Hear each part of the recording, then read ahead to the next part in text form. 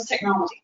All right, so this is me. I have been a nurse for 21 years. I started in the OR actually in 2011, and I had done all that other stuff that you can see there, but when I got into the OR, it's like, oh, I like this. This is great. This is me. And you know how you just finally land in what is your calling and it all fits, and it's good.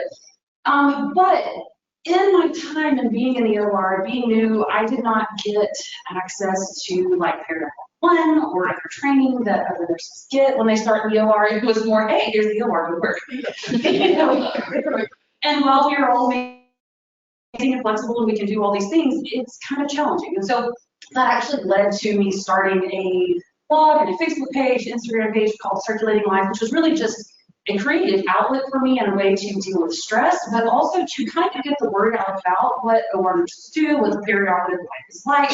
And then if you're also a new nurse and you're new to the OR and you don't know what the heck is going on, there's other people here who can help you. And especially in the Facebook page, we put out questions all the time where people can just add their expertise, add their opinions and share so people can learn, which led to my involvement with Worst Case. It's a podcast, I'm also the social media manager, the content creator, pretty much the circulator for that brand.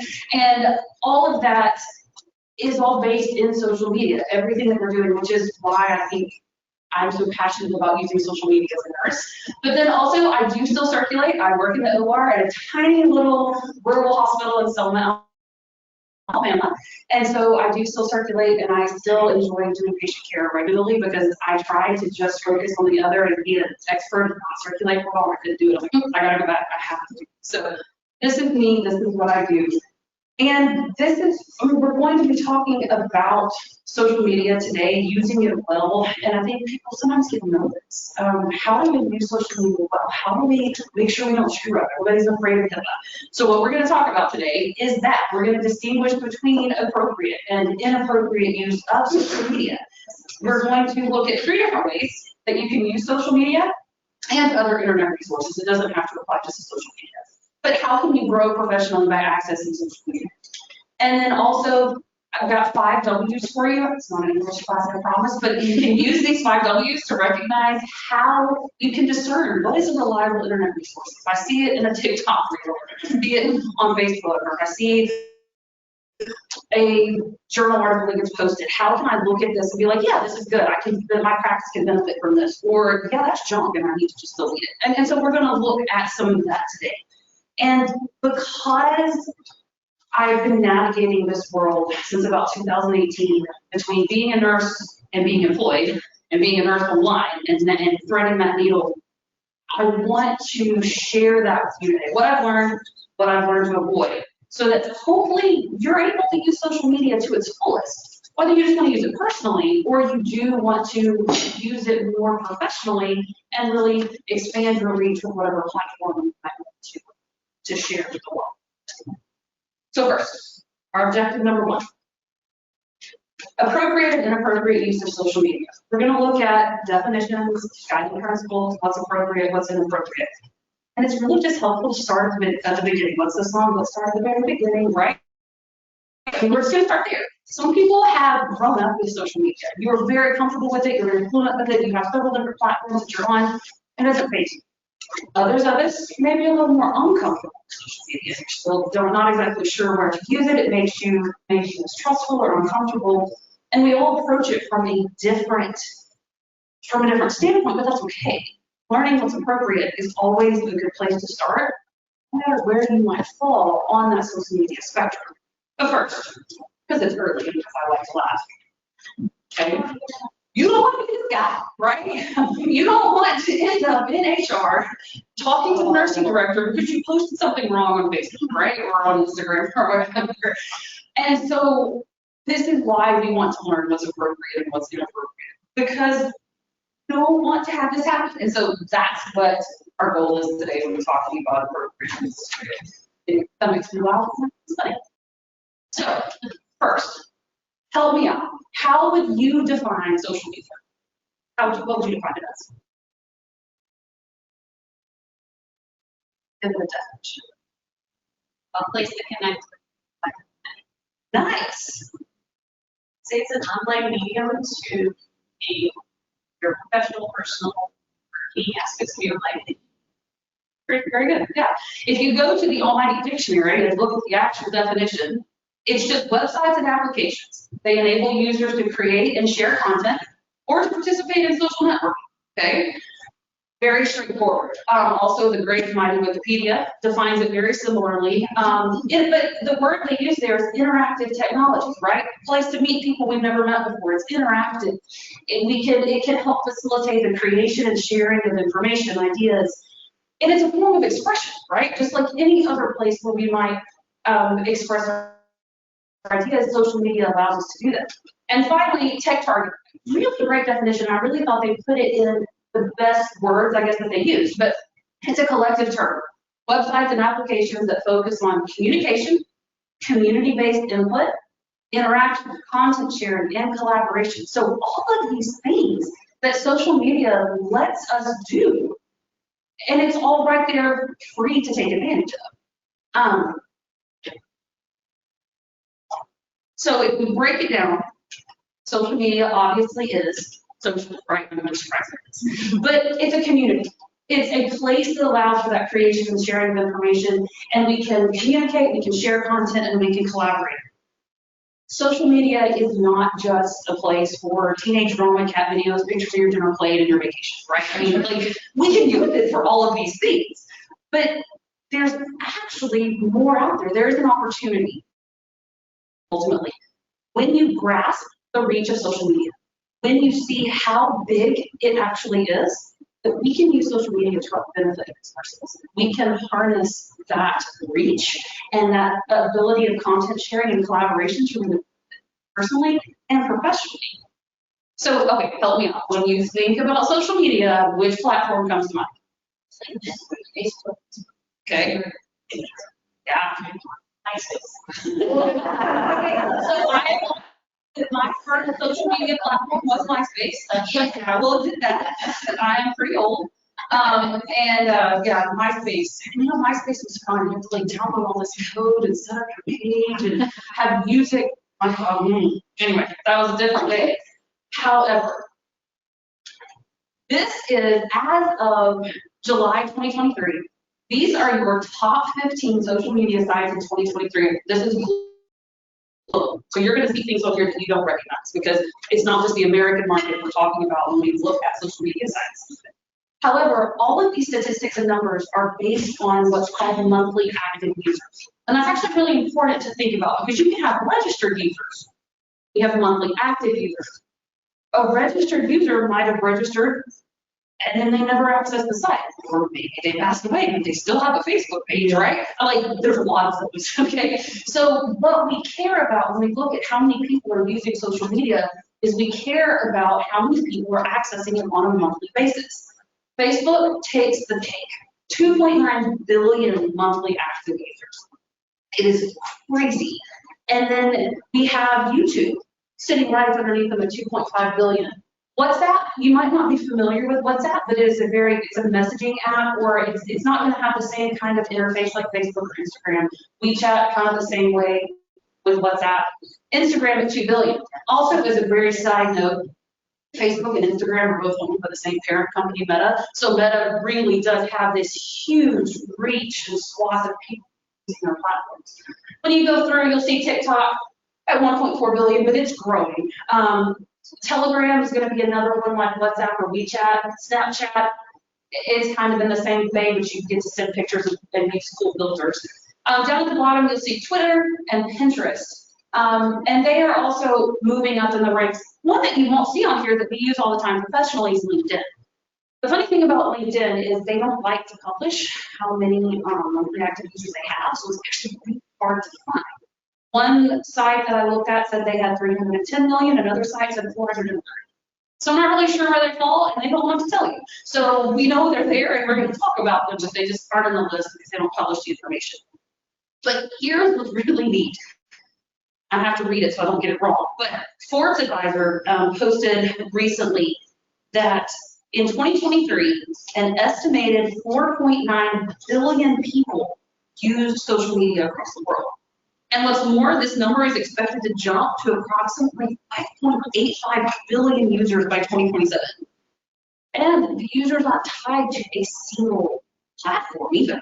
The average user now spreads their digital footprint across a staggering 6 to 7 platforms every month. How many of you are on more than one social media platform? Just be honest. Yep, me too. So we can see that we've got multiple people using multiple platforms. And I mean, we can just assume, right? Obviously, all of us in this morning are on social media, most of us are. That just a few of these almost 5 billion people are nurses using social media, right? I mean, when I tried to do some research to see how many or percentage-wise of nurses use social media, that was actually a really hard statistic to find. But one research report said that 83% of all nurses engage in the use of at least one form of social media. So we have 83% of nurses are engaging with social media at least on one platform. And worldwide, we've got about 5 billion people using social media overall altogether. So I mean, we have the opportunity and we have the ability to reach the masses with the knowledge that we have as nurses, to share with people, to let people know what goes on behind the room, to tell them about perioperative, to spread that message. And we have this platform that is enormous. But before we go into any more of our guiding principles, think about this and we think about how many people are using it. I have a little bit of advice, I guess, that's just free with the price of admission. You're free to share anything on social media, right?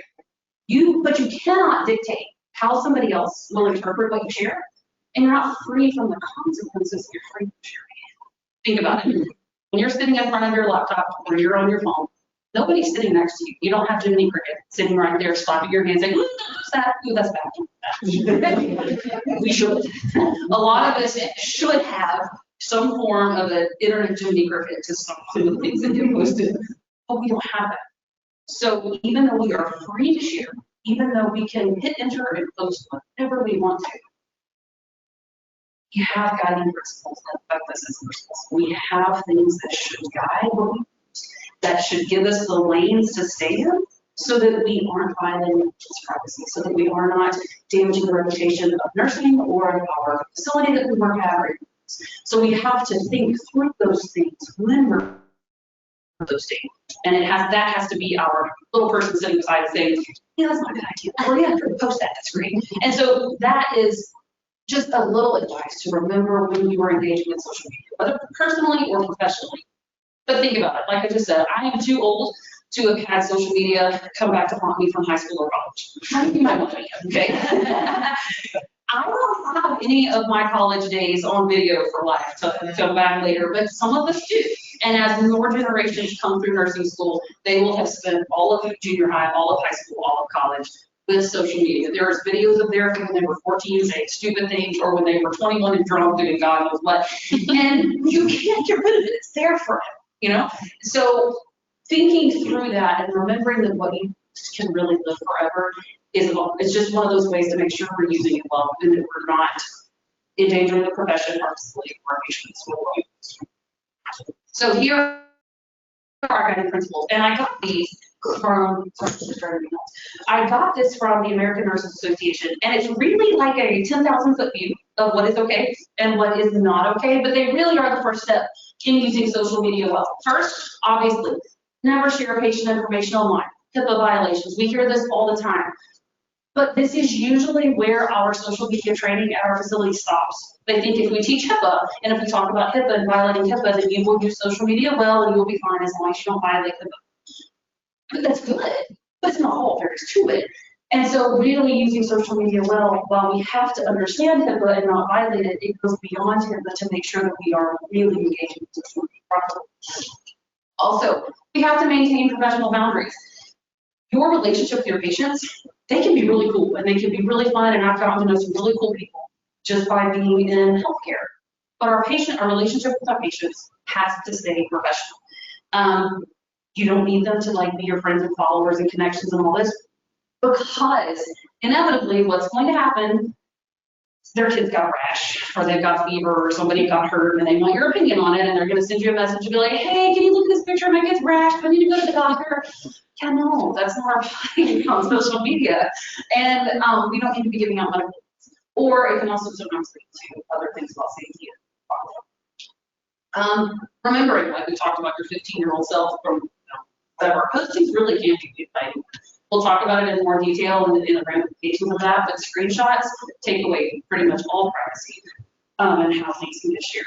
And then finally, separating personal and professional information online. This one really has to do, are you going to have a personal persona, like these nursing influencers or whatnot, and then you have your professional, you're working at the hospital, you're doing your job every day. How do we keep those separate, and we can still do them both, but how do we do that all?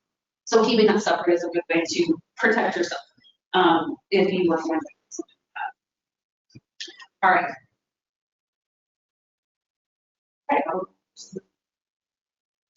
Okay, well, anyway, we're talking about HIPAA, so there you go. HIPAA violations, if you are not familiar with HIPAA, if that is not something that you have heard before, HIPAA is the Health Insurance Portability and Accountability Act of 1996. It's a federal law, and it required the creation of national standards to protect sensitive patient health information from being disclosed without the patient's consent or knowledge. So how? What are some examples that come off the top of your head? How can we violate a patient's privacy?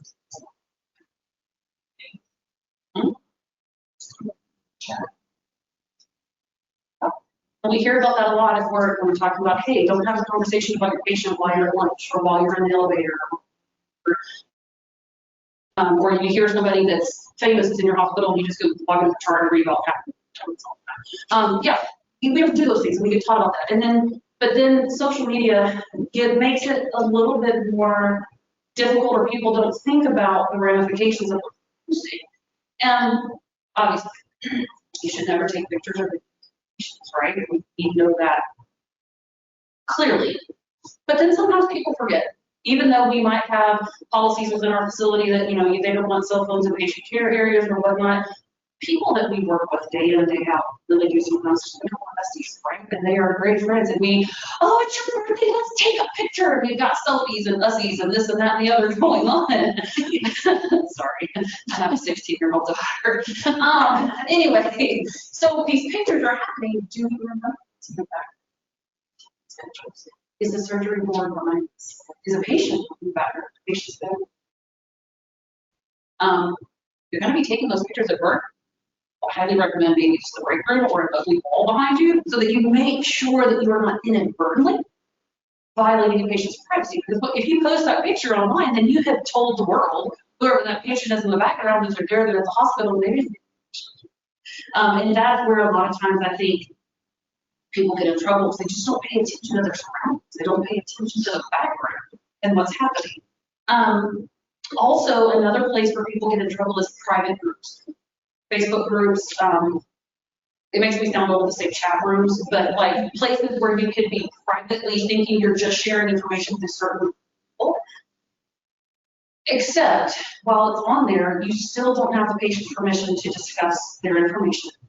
And if somebody else were to see what you posted, they can screenshot it, they can take it, they can copy it down, and then they can, the information gets out, talked about them, and then you have still violated patient's privacy. So you really have to be careful. Oh, so it doesn't mean you can't talk about your day, that you can't talk about what's going on, but you have to keep it very vague, right? And in this day and age when people turn to social media for connection, communication, and for comfort, I would highly suggest on a day when it's been just particular, I'll show you an example in a second, a day when it's been very, very hard, pick up the phone and call someone, trusted advisor, counselor, friend, parent, whatever that you can talk to through an issue that might have been hard, rather than turning to social media to discuss the situation. I have one example, that's actually just a second. This example here I thought was very severe, but it was a nursing student. It actually also came from Tech Target, but the student took a photo of her pediatric leukemia patient and she posted it on Facebook. The people recognized it from the hospital and could identify the facility where he was receiving treatment. Emily school expelled her from the nursing program. After the incident, the hospital barred the nursing school program from using the pediatric unit. and it had to deal with a violation of patient's privacy. So what we post online does have ramifications that can be very severe, and you have to think through that when you are posting, and taking pictures of patients just is not something you should be doing. Now, you don't have to mention a patient's name to violate their privacy. I give you an example. This is me posting personally. No, I did not post this, and it did not really go up. It's just an example. But this really is a patient. This really is a patient that I had. It was a terrible case. We were doing a right total knee on her. She was a primary knee. Primary total knees are not supposed to die on the table. And she threw a clot and died from a PE. And it was awful. Okay? But if I post all this information, what have I said? She had a total knee, right? It was a right total. It was a female patient. She was older. She died from a PE. I mean, I told you everything about her except her name. And if I had in my bio that I work at UAB Hospital in Birmingham, Alabama, which is where I worked at the time, if somebody were to see this, they could connect the dots. If we have done enough to let somebody connect the dots to assume that we are talking about them, they have a case that says that violated privacy. So you have to be careful with what you post. And when you have those really bad days and those really hard days, the place to go for connection and communication and solace is with our counselor, parents, friends, family, personally, to discuss one-on-one, not social.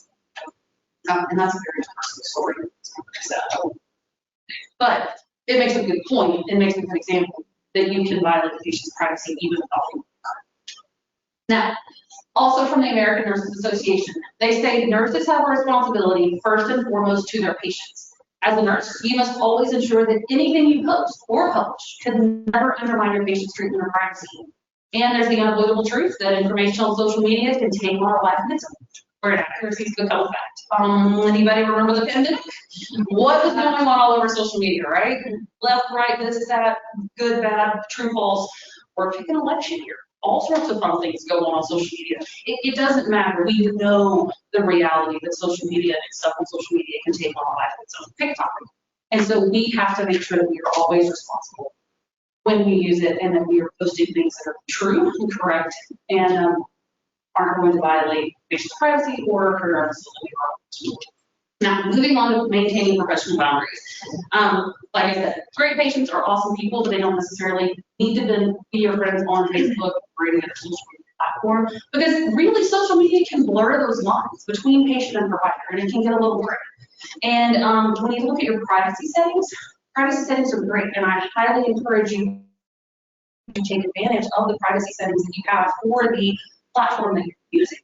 Some social media platforms will let you set it up where people have to request to be your follower. They can't just be your follower unless you say so. Other people can just like and follow and move on, and they're just there. But if you have privacy settings that you can to kind of control what you're using, I would recommend that you do it. Because a big thing we also run into with social media, access to other people is safety. There are countless stories of harassment, stalking, and everything else that can happen on social media. And to avoid that, use your privacy settings.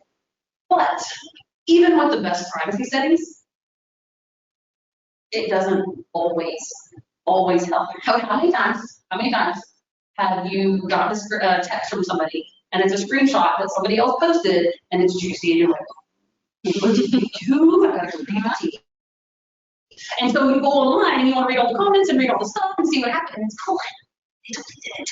Well, yeah, they deleted what they posted, but you got proof in your phone of what they originally posted because somebody screenshotted it and sent it to you. Actually, my mom sent me a text this morning. Hey, I saw your picture on Facebook and I took a screenshot of it and sent it to my friend. I'm like, shut up. So, I mean, like, it happens all the time. And so you have to remember that what you post, even if you take it down, may or may not actually be gone.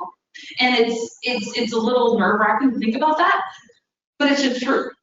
I have another story that really proves this point. I was at our manager last October, and I'm sitting in the keynote address, I think, on the Tuesday night of the event. And this lady was great. She's a national speaker, and she was giving a presentation that she gives all over the country. And it was about bullying and about incivility in the OR and all of these things.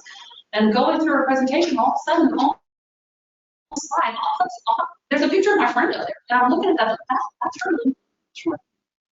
And she's talking about my friend like she knew her, like she had like gotten information from her, when really all she had done was downloaded her picture and used my friend's LinkedIn post information and added it to her presentation. Never asked my friend for permission, never asked if she could use her image in her presentation, none of that. She just up and took it and shared it because it's on social media, so she said she would take it. Click. No, that's not cool, but it happened. And so obviously, even at a organization as well known and respected as our manager, and the people who are going to come present there, you think these national presenters are going to follow the rules and not use people's information without permission or not do stuff? No, they did. And she really didn't have any qualms about doing it. When my friend approached her, she's like, well, I didn't use your last name, so it's fine. What? So, like, it proves the point time and again that you just have to think about what you post because people can take it. All it takes is one screenshot, and then whatever you posted, you no longer have. And then finally, on this first section, separating personal and professional, it's a hard one because our jobs are hard, right? We spend more time at work than we do with our families lots of times. So, and we're usually very proud of where we work, and we want to talk about it. But it does help to have a degree of separation, right? Your job is not just a job. It's not just a medical facility, but your hospital is also a brand. And you might not have thought about that, but your facility has a brand, it has an image, it has a reputation within the community that it wants to uphold, and we don't want to do anything that would negatively portray our company or where we're working. There's an exception to that in LinkedIn, we'll talk about that next. So, but personally, unless you are a representative or a spokesperson of your company, you're not going to be speaking for your facility. You're not going to be putting out stuff on social media speaking as if you are representing the company. You want to avoid that. Now, maybe you are a spokesman for your company, and if that's the case, talk to HR and legal and make sure you do it right. But for the most part, we're just not, that's just us. And then if you have a personal blog, website, social media pages or groups, things that you run. This is a screenshot actually of my blog. I run this blog personally as a nurse, but not as a representative of my hospital. And I really like getting a paycheck and not getting in trouble, so I have made sure as I have run this blog and as I've run the social media pages that go with it, that yeah, I know I'm a nurse. That's what I use, that's the whole basis of my page, but I don't speak about my facility. I don't tell people where I work. When they ask, I don't tell them. I keep it as completely vague as possible. I mean, you can go even further. There are some nursing influencers on Instagram that are completely, there's no pictures of them, they don't say who they are, you never know who they are, because they don't want any conflict between themselves and their facility based on that. But it's just, if you're going to do something like this or start some type of page that is nursing related, unless you are working alongside your company, keep it separate. And finally, well, first, check your facility social media policies and always follow them if you're going to do something like this. When I did this, I actually let them know, hey, I have this, I'm doing this, I'm not going to interfere, but I just want you to give you a heads up. This is what I run also. They were fine with it as long as I. And then LinkedIn. LinkedIn is actually a fantastic platform. If you are not on LinkedIn, I highly encourage you to do so. But it is the exception to a lot of everything I just said, because LinkedIn is your professional social media, okay? It is a place for professionals where you're not necessarily going to see the cat videos that are replacing the vacation pictures, although you see those sometimes too.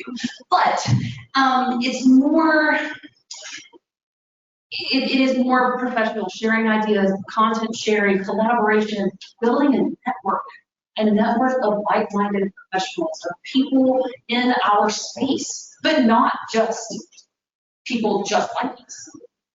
So it's not just that we're building a network of OR nurses, but now our network can also include scrub techs. It can include surgeons and anesthesiologists, CRNAs and RNFAs, our friends in sterile processing. All of these people can come together with a huge network, and we all are pushing for the advancement of nursing, healthcare, perioperative services, and building that network there. So it's also, LinkedIn is also a place you can potentially find another job. I mean, and sometimes nurses think that I only need to have a LinkedIn page if I'm looking for a job. Maybe use it for that. But there's more to LinkedIn than just looking for a job. But you can use it also for career growth, building those connections, building those networks. And then the other thing too with LinkedIn, because LinkedIn, you're going to have a bio on there. You're going to have where you work, which means having where you work on there comes with the added responsibility of representing your facility, of making sure that what you post, since you are now having that connection, is not going to damage the reputation of the brand of the facility. All right, so we talk about all this, like, what the heck can I do? Like, I pretty much want to just stay off of it forever, right? No, your social media is there's a lot that you can do. Review your facility's social media policy, if they have one. Every facility does not still have a social media policy because they think that it falls under their HIPAA policy. But if they have one, review it and just see if they have any particular guidelines or rules that they might want you start, or we might want you to follow. But what about those pictures with coworkers? What about them? We know what happens. Like I said before, if it gets taken at work, just make sure that your patient care areas are not, you're not in a patient care area. What about your badge? I would recommend flipping your badge over or taking it off. Or maybe you go out, we used to call it liver conference. I don't know if y'all know what I mean by that. We're gonna go out after work. And maybe you're still in scrubs. And so you take a picture that way too. Just make sure you remember your badge. You know, I mean, things worth your badges there, use an emoji or something. Does your facility have a large social media presence? Are they putting out information and sharing information? Then share that content. Feel free as an employee to share what they are posting on their social media pages with your own, thoughts as well about the good that they're doing for patient care or for the community. And then share your passion and your expertise. Social media needs more nurses on social media talking about nursing and sharing what we love, especially OR. People just don't really do it. And there's something within perioperative nursing that you're passionate about. There's something about patient care that you know, that you love, that you really want the world to know about. So take to social media. It's a free platform. Climb up on it and share it with the world and let people know. My advice to you about that, though, if you're going to build a platform, be an influencer, do any of those types of things, you always want to maintain your credibility. So when you're posting, you're talking about this information, forget to share sources if there is a source that needs to be shared. If you're quoting somebody, give them credit. If you're sharing statistics or any type of information that has a source, always share that source so that you have the credibility. Also, I didn't get it up here on the slide, but when you're using social media, and a lot of people don't think about the fact, you see all these hashtags and all these things that people use. Hashtags are a really good way to search for content. You get on LinkedIn, if you search hashtag operating room, or hashtag surgery, or hashtag OR nurses, you're gonna find a lot of stuff, and it will show you who on LinkedIn is putting out the content, who is putting out that information, who I want to connect. You can search it on Facebook as well, you can search it on Instagram. But where that bleeds over into your chapters, if you think about your chapters having active social media pages, I'm on the board for each chapter, and I co-chair the social media committee that we have. And we've been trying to educate our chapter on the use of social media. When you post any type of information on social media, how do you think that someone searching for e-chapter or someone searching for the Connecticut chapter, how would maybe they search a hashtag to find it? For us, we decided they probably do hashtag e-chapter or hashtag AORN e-chapter. So we make sure we include those hashtags in our posts so that if somebody just searched by hashtags, they would be able to find it. And so you can think about that too with your own chapter. If you're posting information on social media, take advantage of those hashtags so that people find your content.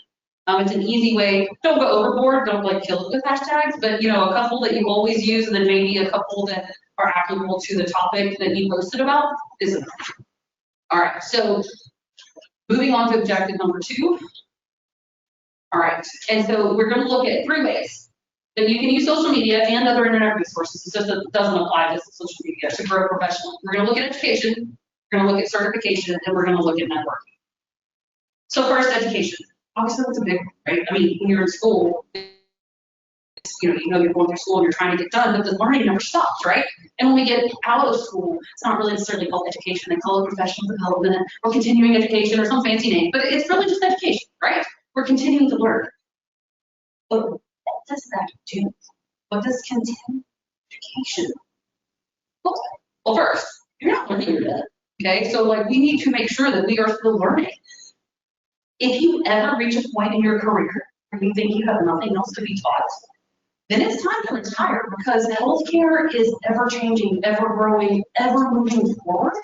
And there is too much going on for us to ever say, I have arrived, I cannot be taught anything else, I'm done, okay? We just can't do that, okay? If you do, let's do it, okay? So, we're always going to be learning.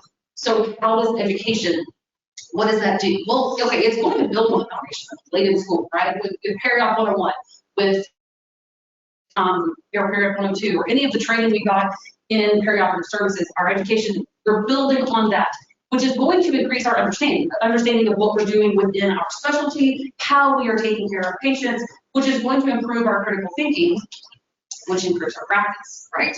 Which then leads to professional growth. So all of these things are building up to improve our professional growth and to make us better nurses. So then where do we go online for these types of resources? And can social media really be an option for accessing some education? Obviously, I would argue yes, but let's see if we can prove that. So how can I use social media for education? So first, I'm going to go back a second, and I didn't click that button. Have you ever used YouTube to learn how to do something? Does anybody want to tell me what they most recently learned how to do? My dishwasher. Oh, okay. Anybody else? Oh. I learned something a QR code generator. Nice. I use YouTube to sell my education. I don't want to present that. Exactly. You proved my point. Anybody else want to tell me what they learned on YouTube recently? Yeah. How to replace my rear tail. Oh, good job. So you have all used social media for education, okay? I think we get a little swirly when we think about using social media for healthcare and medical education, but we are already comfortable with accessing social media for education. I use YouTube way more than I probably should, but you're right, why reinvent the wheel? Somebody else has already done it and somebody else has already made it, so I'm gonna go learn from this. And we can apply the rest of what we're gonna talk about today to make sure that we're accessing something that's actually quality that we can use. But professional education isn't different, you just have to know where to go. Look at your professional organizations. They have like AORN, ANA, even our processing organizations, HSPA, CBSPD, CCI, these organizations have social media pages.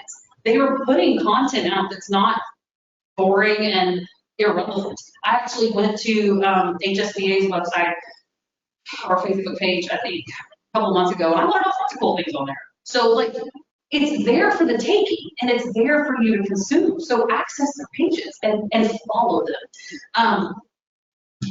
Also, we have companies committed to our education. We have a whole swath of them here today, right? They're not just here to sell us a product, but they have found a problem, they found a solution, and they are educating about the issues that we face. So go to those companies and learn from them. A lot of them offer webinars, conferences, virtual learning, free CEs, and they put all that stuff out on their social media pages. So if you're following, if you're connected to them, then you'll be able to find that information. Also, one thing, if you go back and you remember that almost 5 billion people are using social media, then as more healthcare companies realize the reach that social media has for nurses in all of healthcare, then you're going to see more information and offerings through their social media channels because the audience is there and you're going to reach the audience where they're at, which is on social media already. And they can come into your newsfeed and they can provide you with that information.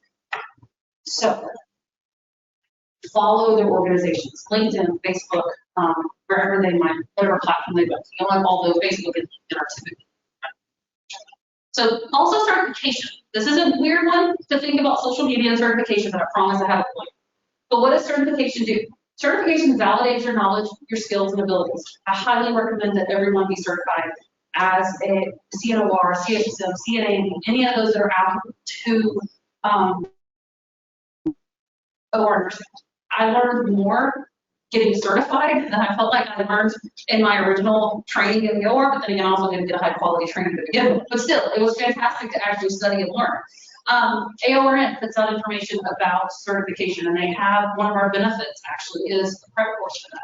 Also, HSPA, CBSPD, they put out their information. CCI, our certifying body, their stuff is on social media. And they also have really cool micro-credentialing that actually elevates more training and knowledge for different things. But all of that's on their social media pages. You can find it, they can give you information about it. But here's the really cool thing where social media really comes into play, where it shines. People are really nervous about it. They think about taking CNOR and they don't wet their pants, right? It's like,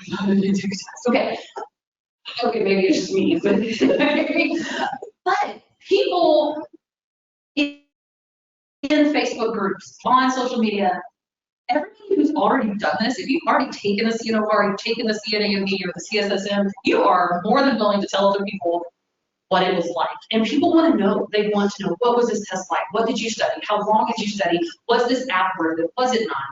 And they will share it and tell you. On my Circulating Life page, I frequently put up a post about certification, and people will share, I studied this, I made sure to study for 3 months, I only did this, I used this training course, I used this one. But it helps the people who were nervous and scared find information to know what app to use, what app was maybe not okay, was this app worth the money, was the study guide worth the money? And people are going, more and more people go to social media for information and for their source of info, and being able to have that on there, on those pages, it helps. It's a whole community. People share. People reach out to me on LinkedIn frequently. I probably get at least probably 2 messages maybe a month or so. Hey, when you studied for the CSSM, how did you do it? How long did you study? What was your stuff?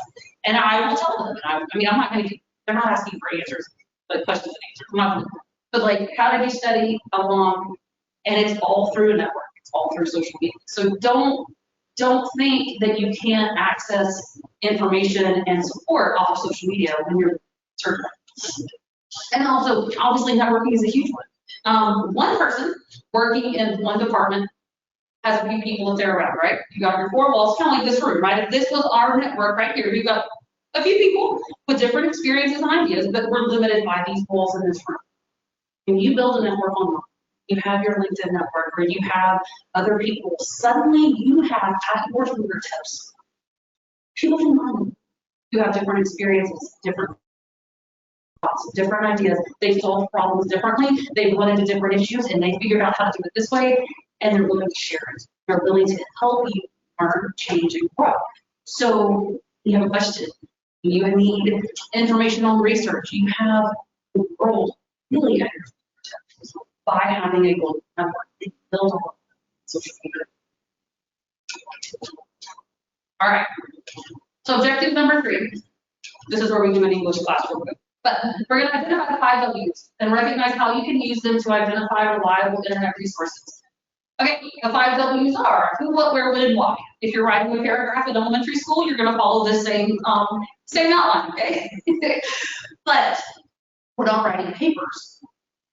But we're going to talk about how to comb through everything on social media so that you can benefit from the good stuff and chunk the best. Because everything on there, people I think are very afraid, you can't believe anything on the internet. No, it's not exactly true. We just need to know how to find what's good and what's bad. But first, because I love memes, okay, this is true, right? Just because there is a quote, there's a picture, there is a name, does not mean it's true. If this does not prove it for you, right? Like, you have to learn to know. We can still easily fall prey to posts that include references, but the information that's being shared is not true or helpful. And so we don't want to fall prey to a white coat and a name with letters in front of their name, and it's just useless information, right? So you have to learn to be critical. I don't mean judgmental. Okay? What I mean is looking at websites and content that's posted on social media critically to determine if what they're sharing is worth their time. Is it beneficial to my practice? Is it beneficial to my growth? The first one is, this is probably the biggest one next to the question why, but who? Who about what I'm reading or learning? Can I confirm the source? Do I need to do some research, or do they cite sources that can also be verified? And like, if I follow the money trail and actually follow the trail, are the sources actually legitimate sources? So yes, it requires you to do some work when you're looking at stuff online to find out if it's a reliable source or not. But if you can follow the sources and follow the trail, then these people are putting out information that's helpful. I always like to joke, as much as I love YouTube, you can go down the rabbit hole and you got some dude on his couch posting all sorts of who knows what that's not real, right? We don't want to be citing the guy on his couch on YouTube videos who's not actually putting out good content, right? So we need to follow the sources. I mean, is the information coming from a professional organization that we already know and trust and they're committed to our growth? That's great. Is it an organization that I know is dedicated to providing evidence-based education? Fantastic. That doesn't mean I can just assume that everything I'm reading is true, but I know at least I'm starting in a good place, right? Are they sharing opinions? Or are they sharing facts that can be verified? Once again, to go back to the guy on his couch posting YouTube videos, right? Like, we needed something stronger than just some guy posting videos. But is it a professional organization? Are they dedicated to our education? All of those things can help us starting in the process for the information we're seeking. But then also, what is their goal in sharing this information or posting this article? It's free from bias. Are they trying to motivate me by something? Like, where is the motivation coming for what they're posting? Where did it come from? Is it applicable to the region that I live in? Everything does not completely apply to every single person when they're quoting research. Research might have looked at a particular demographic or a particular group of people in a particular region, and it can't necessarily be extrapolated to everybody around. So you have to look at the where. And then when. This is one that also people get caught up on, because when was the post originally written, or when was the study originally done? If it was done in 1980, and new research came out in 2010 that maybe augmented, changed, or debunked, something from 1980, then we need to go with the 2010 stuff, right? If they're still quoting or citing the 1980 stuff, then their information might not be correct. Now, maybe the last research was done in 1950 and we don't have anything since then. Okay, well, maybe we need more research, but at least we know that it's the most up-to-date information that we have available. Why is it being shared? What is the motivation? Kind of like, what is the motivation behind the article, study, the link, the post, the reel, whatever it is they make? Why are they? And is it really putting out information that's going to benefit our profession and helping? You certainly cannot believe everything that you see on there. We all know that. But sometimes information can look really helpful, can look really legitimate. But then you do a little bit of digging and you're like, that's not good. So you just have to be aware of it and stay critical by critically assessing the websites that you're using for information. So what's out there? Literally a world of problems. You just have to know how to sift through the good and the bad and take the good and leave what's unimportant. And so many of these resources, so many of the places that we go to utilize their social media presence, they utilize their social media pages to make sure that you have education and that you have information at your fingertips. So don't take it for granted.